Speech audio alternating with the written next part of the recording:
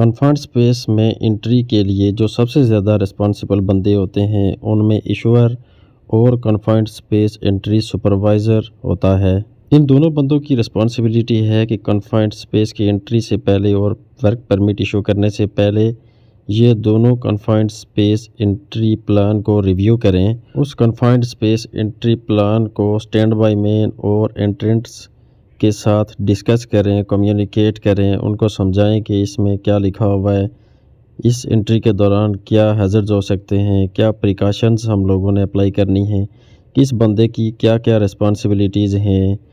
इसके अलावा इन दोनों बंदों की ये भी रिस्पॉन्सिबिलिटी है कि ये स्टैंड बाय मैन और एंट्रेंट्स के साथ इमरजेंसी रिस्पांस प्लान को भी डिस्कस करें। इन दोनों बंदों की ये भी ज़िम्मेदारी है कि जितने भी वर्क परमिट्स यहाँ चाहिए उनकी अवेलेबिलिटी को ये यकीनी बनाएं।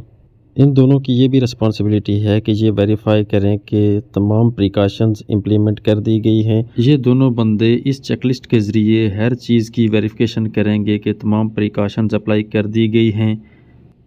आप लोग भी इस चेकलिस्ट के सारे पॉइंट्स को एक दफ़ा देख लें और stand by man confined space में इंटर होने वाले तमाम बंदों के साथ किसी लैंग्वेज में फ्लुएंटली बात कर सकता है, उनको समझता है, उनको समझा सकता है।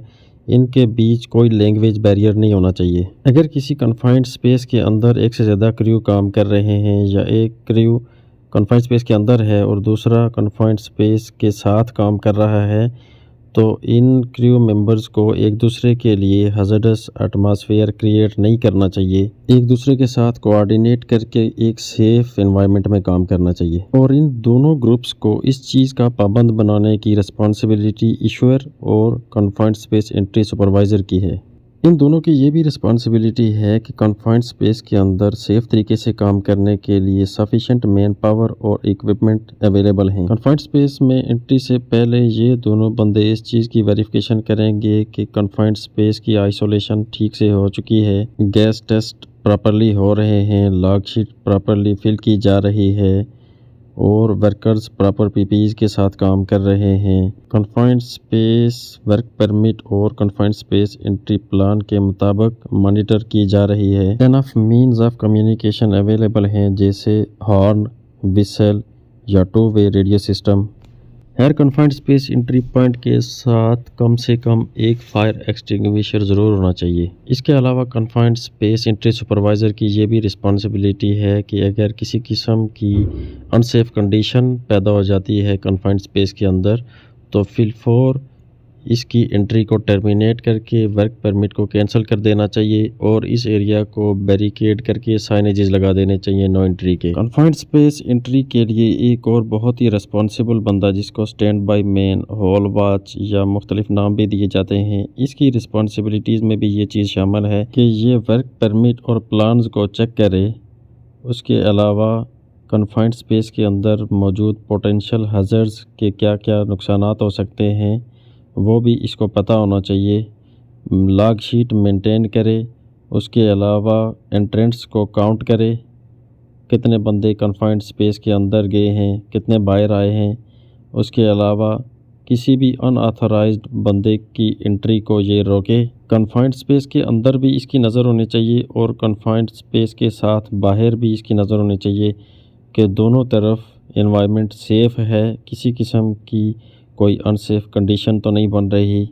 कन्फाइंड स्पेस के अंदर मौजूद बंदों के साथ टू वे कम्युनिकेशन को मेंटेन रखेगा और ये मेक श्योर करेगा कि कन्फाइंड स्पेस के अंदर बंदे सेफ़ तरीके से काम कर रहे हैं, सारे बंदे सेफ़ हैं, किसी किस्म की कोई अनसेफ कंडीशन नहीं है। अगर किसी किस्म की कोई अनसेफ कंडीशन बन चुकी है और बंदों को बाहर निकालना है तो फिलफोर बंदों को अलर्ट करेगा, उन तक ये पैगाम पहुंचाएगा कि वो फिलफोर कन्फाइंड स्पेस से बाहर आ जाएं। इसके अलावा स्टैंड बाय मैन ने यह भी देखना है कि इमरजेंसी की सूरत में रेस्क्यू टीम से कांटेक्ट करने के लिए कम्युनिकेशन के इक्विपमेंट्स मौजूद हैं।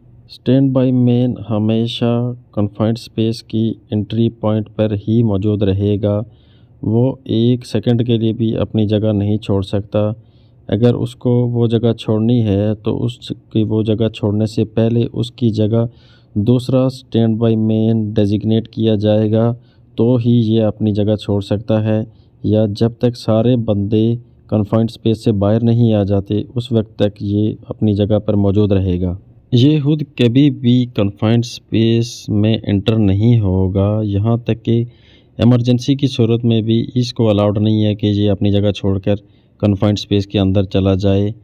ये अलबत्ता नॉन एंट्री रेस्क्यूज़ जो होंगे वो ये परफॉर्म कर सकता है। जैसे पीछे हमने देखा रिट्रीवल सिस्टम जो हमने देखा उसको इस्तेमाल करके बंदों को बाहर ला सकता है, क्योंकि उस सिस्टम में रेस्क्यू के लिए कन्फाइंड स्पेस में एंटर होने की ज़रूरत नहीं है। यही स्टैंड बाय मैन की प्राइमरी ड्यूटीज़ हैं और इनके अलावा ये कोई भी दूसरा काम नहीं कर सकता। अगर इसने कोई दूसरा काम करना है या अपनी जगह छोड़नी है तो इसकी जगह दूसरा स्टैंड बाय मैन आएगा तो ही ये कोई दूसरा काम कर सकता है। कन्फाइंड स्पेस के अंदर जाने वाले वर्कर्स की भी कुछ रिस्पॉन्सिबिलिटीज़ हैं, उनको भी वर्क परमिट और जो प्लान्स हैं उनको रिव्यू करना चाहिए, उनको चेक करना चाहिए। जो प्रिकॉशंस अप्लाई होनी हैं जो हो चुकी हैं उनकी वेरिफिकेशन करनी चाहिए। कन्फाइंड स्पेस के अंदर मौजूद हैज़र्ड्स और प्रिकॉशंस का नॉलेज होना चाहिए। प्रॉपर पीपीईज़ पहन कर जाना चाहिए, उनको पता हो कौन कौन सी पीपीईज़ रिक्वायर्ड हैं इस एंट्री के लिए। अगर कन्फाइंड स्पेस में दाखिल होने वाले वर्कर्स कन्फाइंड स्पेस में ली गई अप्लाई की गई प्रिकॉशंस से मुतमईन नहीं हैं तो वो उस कन्फाइंड स्पेस में एंट्री से मना कर सकते हैं और ये उनका राइट है।